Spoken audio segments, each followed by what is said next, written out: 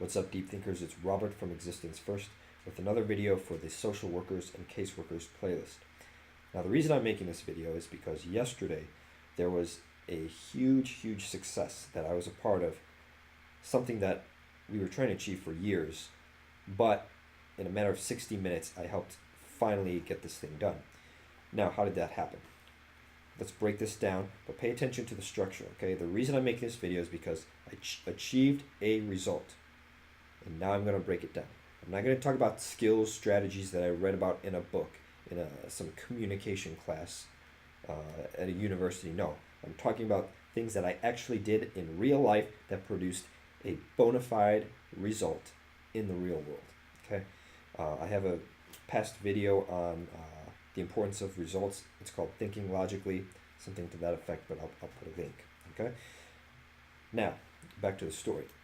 So picture this. You've got several people on one side in this room, sort of in negotiations, against another side, who is the decision maker.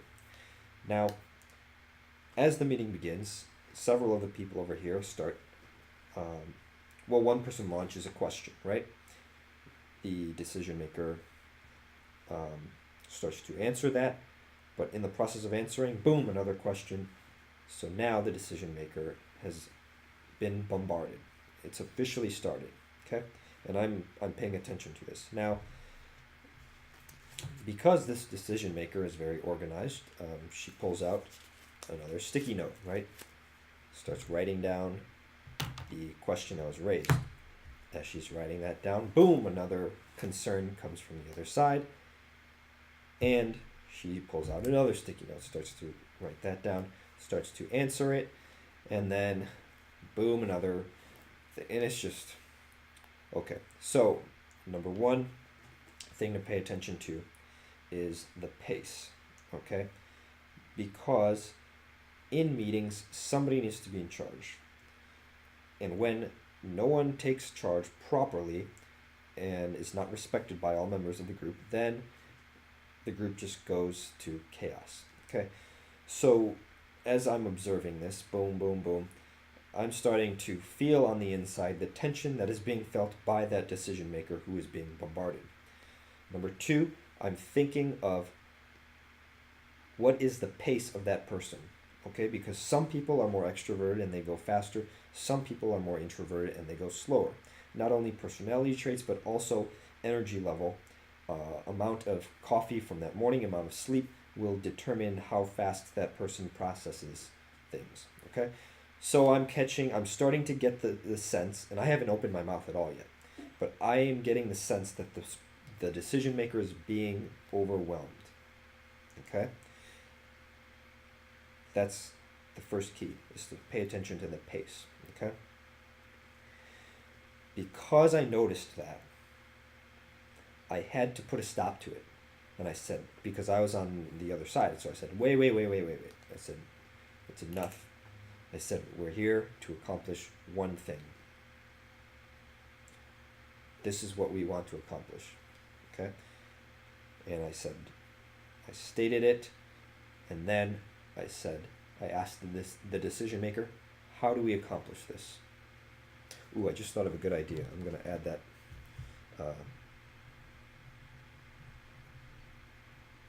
Okay, I'll come back to that at the end of the story. So I said, we are here to accomplish X. That would be ideal. How do we accomplish X? Or what's the easiest way to accomplish X? And that is the million-dollar question, okay?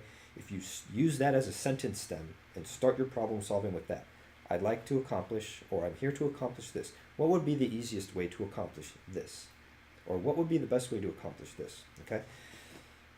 So we've got pace, and now that question, what the concept that gets at is focus. Focus. There are a lot of distractor issues, right? Because there are some emotions involved in this scenario that we were dealing with. And those are huge distractors that you don't want to attend to, right? So you could go off on a tangent of,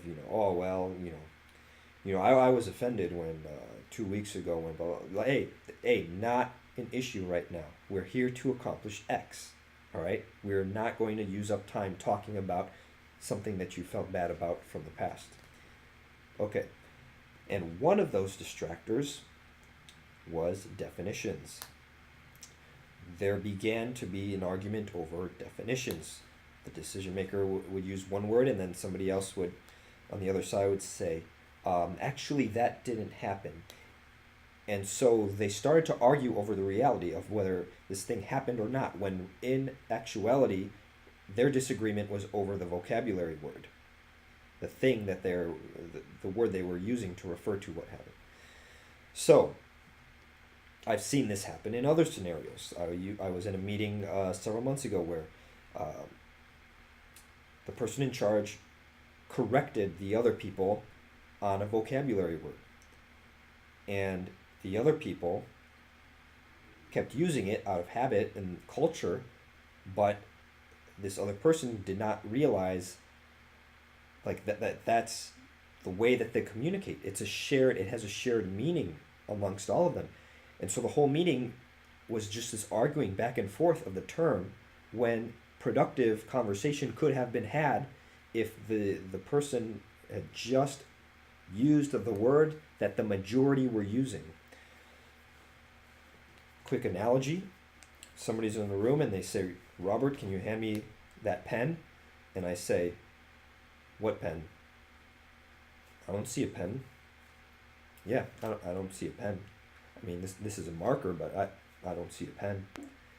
Okay, what else do you think they could be referring to?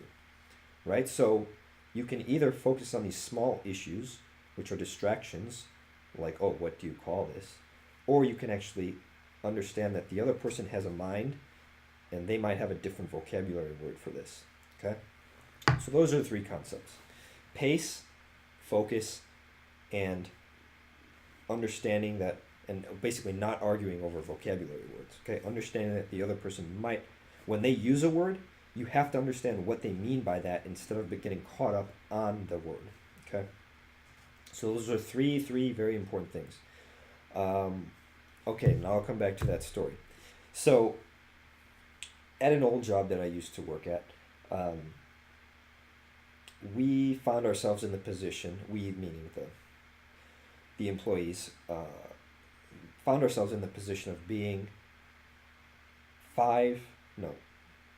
let's say five employees in one room, like a very large room, right, with our own desk, but we only had 4 computers. So when that 5th person was added, a computer was not added. So we had 5 people and 4 computers. And of course the conversation started about, oh, they never support us here. They, we've been trying to get another computer for ages, blah, blah, blah. The last person who was here, they didn't have a computer and we tried to get one, but right? Again, focusing too much on the past. I asked the question, because I was the 5th person, so I felt kind of like responsible for helping make this thing happen. I said, well, how do we get a new one, right? The vice president walks by, and one of us flags him down and says, hey, excuse me, we have 5 people in here and only 4 computers. How do we get a new computer? And the vice president said, email my secretary, and walked off. And when that happened, everybody else in the room started to complain and say, "Oh man, can you see what we mean? We always get turned away. We get the cold shoulder. Blah blah blah." You know what I did? I emailed the secretary and I said, "Can we get a new computer?" She said, "Sure, I'll order one." And 2 weeks later, we had our 5th computer. Now, what is the lesson here? Okay, and why am I even sharing this on a YouTube channel that is for life coaching and self-help for deep thinkers? Okay, well, let's look at the deeper meaning here. So, in life, there are all sorts of distractions, but if you actually notice what people get distracted by, it's ego defenses, right? Listen to those responses. Oh, look, we always get the cold shoulder, blah, blah, blah, right? Like, now they're upset because their ego is hurt, when really, If they just proceeded logically, like, how do we do step A? How do we accomplish this? Oh, you do this. Okay, can we order one? Okay, this. Or maybe the answer would be no. Can we get a new computer? No, budget problems, blah, blah, blah. Okay, is there something else that we could decrease in another budget to have space for this in our budget? No, or yes, blah, blah. But see, that's the back and forth dialogue. And that's how you get things done. It should be very short answers, but back and forth. Now, when you run into a wall, then you just go around it, right? But you kind of have to understand, is this a wall that we can put a door in, or is this a wall that is a weight bearing wall and we have to go around it? Like, you have to understand the parameters, what you can control, what you can't control. But it's the same in life. When there's an obstacle in life and something happens, can you control it or can you not? How do you deal with death? A loved one passes away. Can you control that or can you not? Is there anything you can do about that? Not really.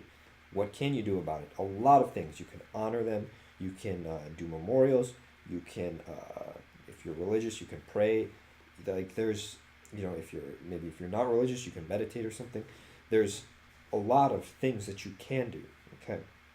So the key is to stay in action mode and stay interacting with reality. Can we do this? No. How about this then? Can we, right? Back and forth, operating in reality. Just like babies. When babies try to explore the world, they're doing it from a place of curiosity.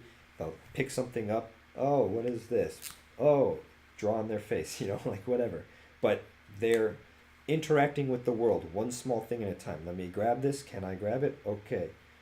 Oh, it's getting a little slippery. It's going to fall out of my hand. Okay. See? And that's the back and forth. All right, it's turning into a little bit of a rant, so I'm going to stop it right here. Communicate strong, effectively, calmly, and last but not least, put your existence first.